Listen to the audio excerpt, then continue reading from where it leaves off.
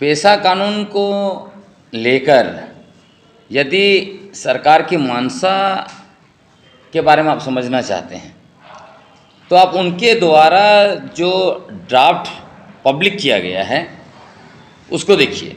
मतलब झारखंड सरकार के पंचायत राज विभाग ने जो प्रस्तावित पेशा नियमावली ड्राफ्ट किया है उसमें उनकी मंशा बहुत स्पष्ट दिखाई पड़ती है कि उसमें देखिएगा कि नियमावली का नाम तो पेशा लिख रहे हैं, पेशा नियमावली 2024, लेकिन नीचे अधिनियम का अर्थ लिखते हैं झारखंड पंचायत राज अधिनियम 2001, धारा का अर्थ लिखते हैं झारखंड पंचायत राज अधिनियम 2001 की धाराएं।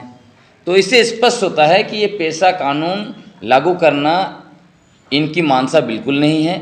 ये झारखंड पंचायत राज अधिनियम 2001 जो झारखंड के अनुसूचित क्षेत्रों में विगत 24 वर्षों से असंवैधानिक तरीके से लागू किया गया है उसी को वो कंटिन्यू करना चाहते हैं।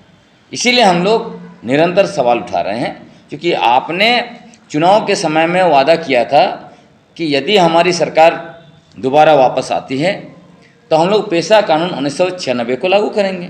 उन्होंने ये नहीं वादा किया था कि जेपीआरए को ही हम नया नियमावली बनाकर लागू करेंगे, है ना। जेपीआरए में क्या है? देखिए, झारखंड पंचायत राज अधिनियम 2001 जिसको शॉर्ट में जेपीआरए बोलते हैं, इसमें दो मूल समस्या है। पहला समस्या तो यह है कि ये असंवैधानिक है। असंवैधानिक क्यों कह रहे हैं?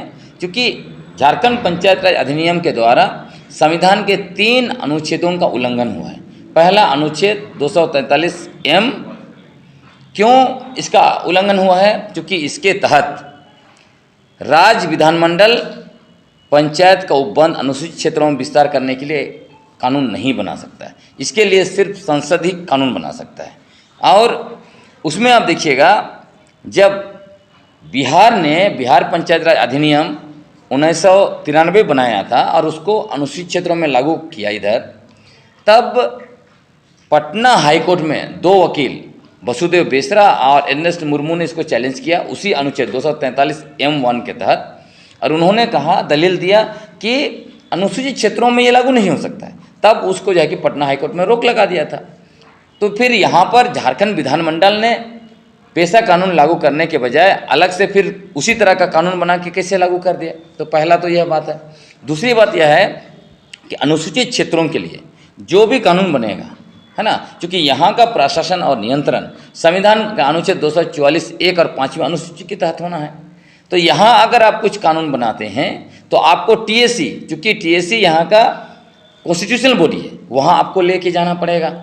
दूसरी बात, अनुसूचित क्षेत्र का निर्धारण 5वीं अनुसूची के पैरा 6(2) के तहत सिर्फ और सिर्फ प्रेसिडेंट कर सकते हैं।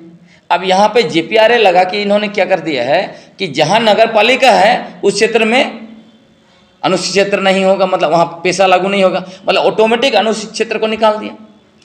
कैसे जो है कि विधानमंडल राष्ट्रपति का अधिकार क्षेत्र में वो काम कर सकता है? कैसे आप उसको मतलब रिडिफाइन कर सकते हैं? तो इसीलिए हम कह रहे हैं कि इसलिए आर्टिकल 244(1) का भी उल्लंघन हुआ, टीएसीपी में नहीं लाए, और दूसरा प्रेसिडेंट का अधिकार आपने उसका हनन किया। तीसरा, राज्य सरकार को पेशा कानून के में है व्यवस्था, उसके तहत वो कानून बना सकते हैं, लेकिन जेपीआरए में उसका कोई रेफरेंस नहीं है। इससे स्पष्ट है कि 1996 का पेशा कानून और झारखंड पंचायत राज अधिनियम 2001 दोनों इंडिपेंडेंट कानून हैं। तो यहाँ मसला यह है कि यदि 2 इंडिपेंडेंट कानून संसद और विधानसभा का एक ही इलाका में लागू करना रहे होगा, तब कौन सा लागू होगा? तो उसमें स्पष्ट है 254 संविधान का अनुच्छेद, उसमें स्पष्ट है कि संसद का ही कानून लागू होगा। और यदि विधानमंडल का कानून लागू करना होगा तो उसको प्रेसिडेंट का एसेंट चाहिए, इसमें एसेंट लिया ही नहीं गया। तो ये जब एक कानून झारखंड पंचायत राज अधिनियम 2001 संविधान के 3 अनुच्छेदों का उल्लंघन करता है, तो ऐसे कानून को आप कैसे जारी कर सकते हैं? तो ये पहली समस्या है, मैंने कहा। दूसरी समस्या ये है कि झारखंड पंचायत राज अधिनियम पेशा कानून के अनुरूप नहीं है। क्यों उसके अनुरूप नहीं है? जब स्टेट असेंबली अगर इस तरह का कानून बनाएगा, तो उसको पेशा कानून के 23 प्रावधानों के अनुरूप बनाना पड़ेगा।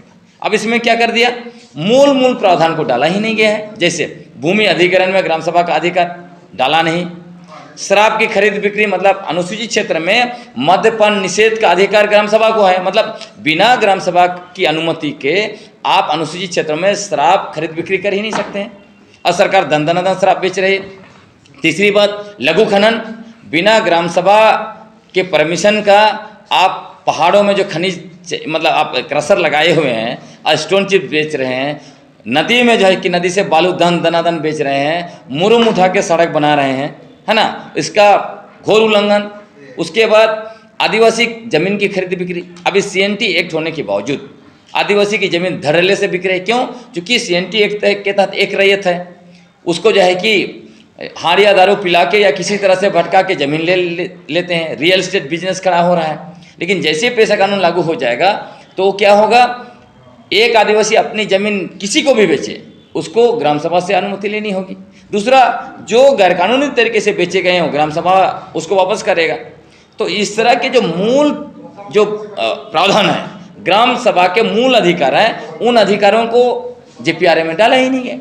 इसीलिए हम लोग विरोध कर रहे हैं। मतलब ऐसे बना दिया है, पेशा दिखा रहा है, कर कुछ हो रहा है। छत्तीसगढ़, मध्य प्रदेश, ऐसे भी कहा जा रहा है कि देश के 10 अनुसूचित राज्यों में से 8 में लागू है। तो हमने पड़ोसी राज्य को देखा छत्तीसगढ़, वहाँ पेशा कानून लागू है, लेकिन वही झुनझुना यहाँ जो करने चाह रहे थे। इसीलिए आप देखेंगे हसदेव जंगल लुट गया। ग्राम सभा को मौलिक अधिकार ग्राम सभा के जो पेशा कानून में है वो दे ही नहीं रहे हैं, और यहाँ भी वही कवायद चल रही थी। लेकिन जिस तरह से हम लोगों ने ये आंदोलन पूरा खड़ा किया, उसके बाद ये रुका हुआ है। 19 मार्च को पदयात्रा निकालने वाली बात क्या है? ये 19 तारीख को ये ऐतिहासिक पदयात्रा होगी, जो धरती आबा बिरसा मुंडा जिस पहाड़ पर लड़े, डुम्बारी बुरु, जहाँ से उन्होंने ऐलान किया था कि अबुआ दिसुम में अबुआ राइज आ रहा है और दिकुआ राइज जा रहा है।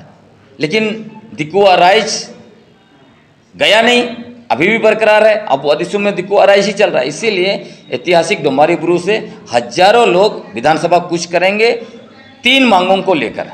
पहली मांग यह कि झारखंड के अनुसूचित क्षेत्रों में विगत 24 वर्षों से असंवैधानिक तरीके से लागू किए गए झारखंड पंचायत राज अधिनियम 2001 को हटाया जाए।